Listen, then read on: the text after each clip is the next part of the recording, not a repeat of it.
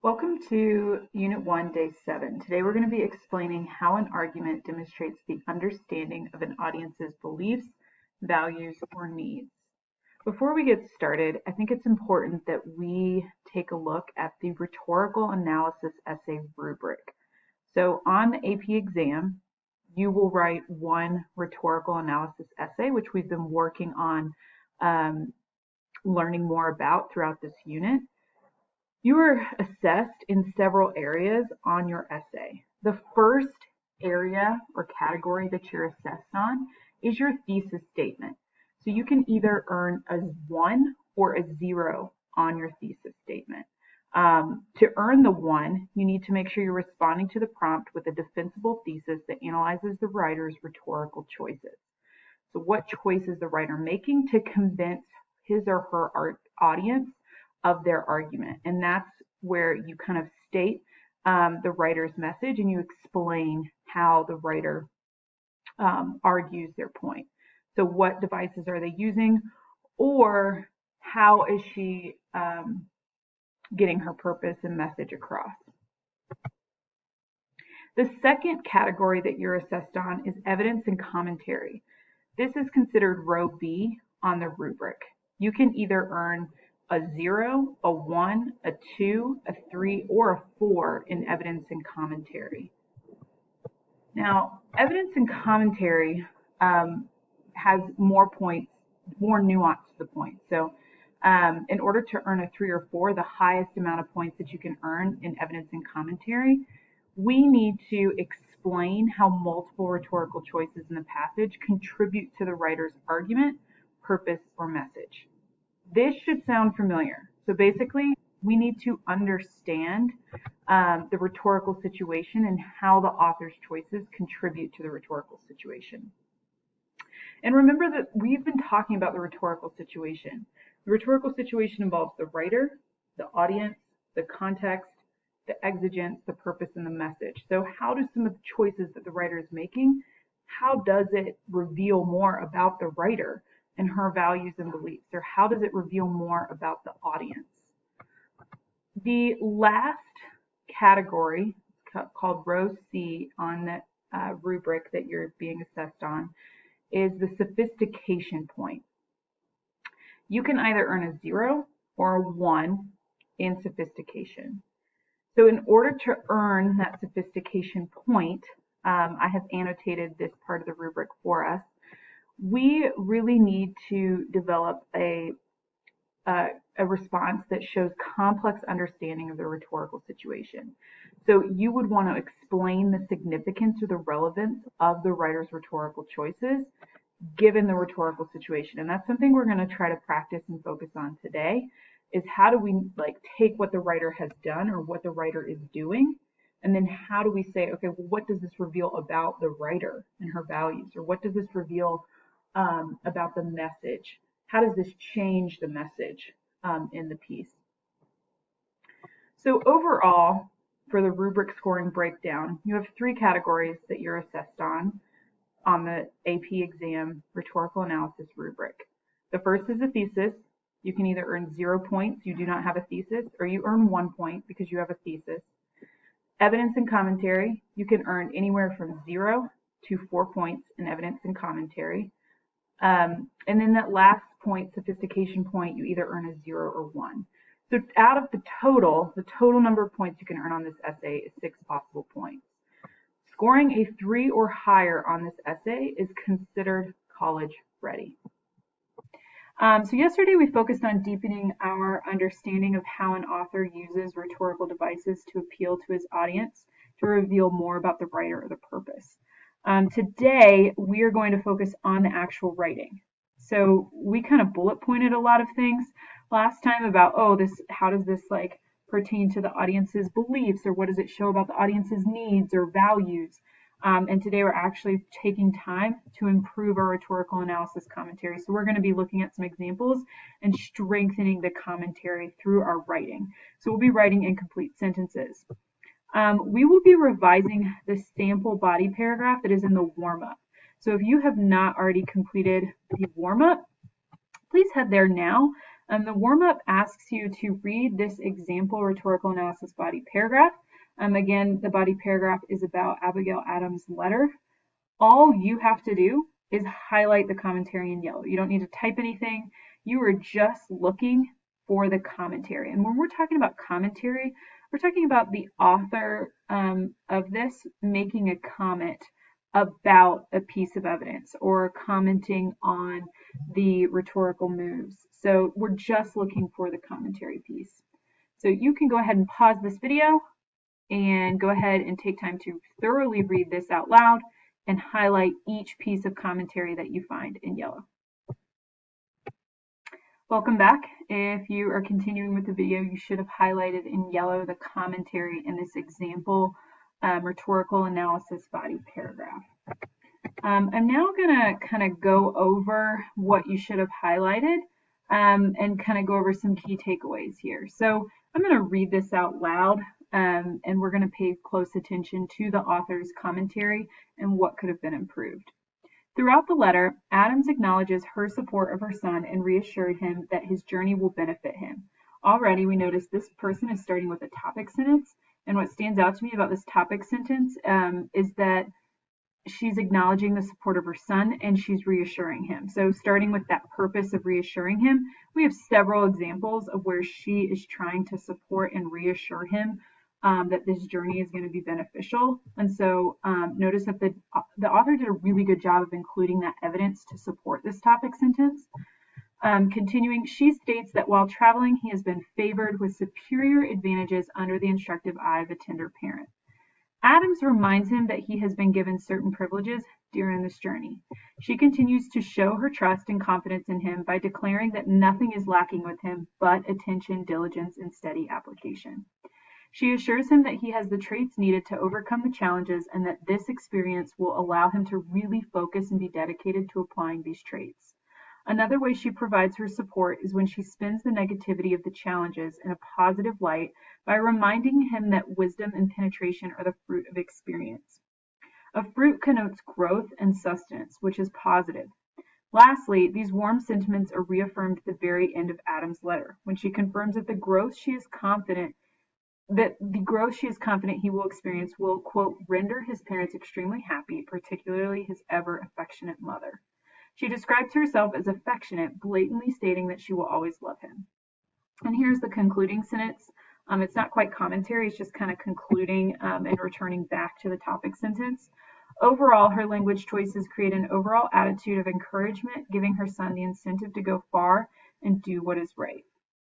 So we can kind of see that the student does a good job of staying focused. Like the student has evidence that is relevant and it relates to this topic sentence, but the student's paragraph is a little repetitive. She states an example, she provides a sentence of commentary. She states an example, she provides a sentence of commentary. She states an example, she provides a sentence of commentary, and it goes on. If we're going to earn that sophistication point, we need more in-depth analysis. We need more commentary. So instead of just that one sentence, she could have spent at least 2 or 3 more sentences further explaining how that evidence shows a positive connotation, or why this matters, that fruit connotes growth and sustenance. So we're going to take a look at an example of the first opening. So you'll notice in your class packet for today, you are going to strengthen each one of these yellow sentences. You are going to add more commentary, but you're going to add more commentary by addressing the rhetorical sentence. So here are a few tips as you work to revise these examples. The first one is when we're analyzing an author's rhetoric, we always want to state the example that we're going to be analyzing.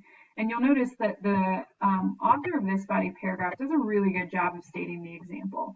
It's very clear. They give that example, and then they move on to a sentence of commentary.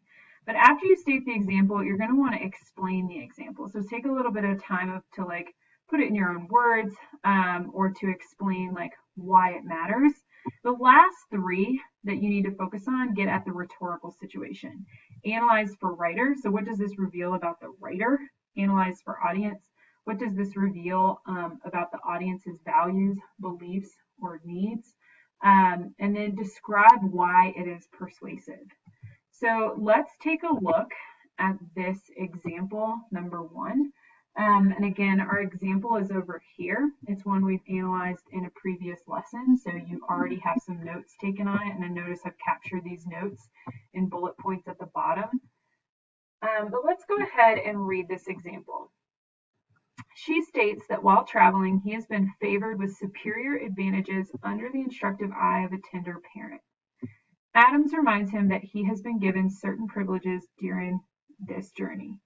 Notice that the commentary is just this one underlined sentence. And so here is the tips, like this is kind of our checklist of what we want to include in our commentary to earn that sophistication point. So notice I've put a star by state your example. Yes, she has clearly stated her example here, and that's with the evidence. And she's kind of touched on the audience a little bit, but it's not enough. So I didn't put a star here, but it kind of touches on the audience when she says Adams reminds him that he has been given certain privileges during this journey. We realize now that John Quincy Adams, the audience, has those certain privileges, but it needs to be expanded on. We need to at least analyze for what does this reveal about the writer and her values and beliefs, and why is this persuasive? So what I would like for you to do is go ahead and pause the video. This example is in your class packet, and I want you to add more commentary using this checklist. So you might consider, what does this reveal about the writer's values? So Abigail Adams, what does it reveal about what she cares about? What does it reveal about her as a parent? What else does it reveal about John Quincy Adams, her son? And is this persuasive? Why is it persuasive to him? So go ahead and add more commentary. Pause the video. Welcome back to the video. Hopefully you had a chance to pause and add more commentary yourself. You probably also noticed that because we've already tackled this example and we have these notes down here at the bottom, that these notes should be reflected in our writing. That this does reveal the additional guidance and care that Abigail Adams has for her son. And yet that's not reflected in the commentary here. And not just her, but her husband as well, because she considers her husband to be a tender parent and an instructive eye for her son. You might also notice too, we have that he's experienced privilege, but we don't mention that it's provoking a sense of confidence in him. That when she uses this language, she's trying to get him to say, you know what, it is okay. Like, I can do this. And so we didn't include the provoking of confidence. And then we don't touch on the purpose in this commentary here. So hopefully you had a chance to kind of touch on, well, what is she ultimately trying to accomplish with this phrasing? And she's trying to say that challenges and difficulties are needed, that they are good experiences to have, and that he's in a place where he can tackle these challenges because he is under instructive eye of a tender parent.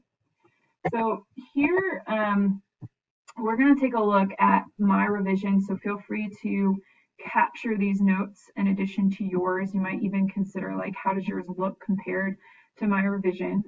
I'm going to read this whole thing out loud to you, and then we're going to talk through where we see these tips show up in the writing. She states that while traveling, he has been favored with superior advantages under the instructive eye of a tender parent. Adams reminds him that he has been given certain privileges during this journey. This molding comes from a place of love and hopefulness for his future. Again, this is what it's revealing about her as the speaker. That the language she's using, the certain privileges that he has during his journey, it comes from love and hopefulness. She believes in him. So by describing his father as instructive and tender, she's calling attention to the guidance and support that has surrounded him during his journey. For someone who is reluctant to embark on the travel, this would be immensely reassuring. This causes her son to feel more confident in the struggles he encounters because he knows that his father is taking care of him. So you'll notice this last sentence touches on more of why it's persuasive and him as the audience member, what it would provoke in him, and it's provoking that sense of confidence. That's what she's trying to accomplish here. And we also notice that her hopefulness and love for him. So it's analyzing the writer a bit more about what this reveals about the writer. And so again, this is very strong. It not only analyzes her, like why she's using this language, it ties it back to the rhetorical situation. So it's thinking about, yeah, what example is she using? And then why is she using it? And when it pertains to writer, audience, and why it's persuasive. Okay, so your job for the independent practice is similar to what you just saw in this video. You're going to add commentary to each example. And the examples are here 1, 2, and 3. Sorry, the writer has already stated the example. So notice that first checkpoint of like stating your example is done. Your job is to better explain the example, analyze for writer, analyze for audience, and describe why it is persuasive. This has been modeled for you in the video, just like we did now, so feel free to replay that video if you need that. Once you get to the mastery check, you'll notice that you're just putting it all together. So you're not necessarily writing anything else. You're just going back through your independent practice and what we did with the teacher model, and then you're copying and pasting it together. So this is our original version with the warm-up. And remember, we highlighted the commentary and said, you know what? It is not enough commentary. It does not go in depth. And so now you are just copying and pasting the new version, the revised version that would go more in depth as to why the author is, how the author is appealing to our audience, how the author is showing more about the writer and her values. So if you have questions, please feel free to send me a chat or link in Microsoft Teams. And you are welcome to also ask a whole class question if you feel like it would be helpful. All right, good luck.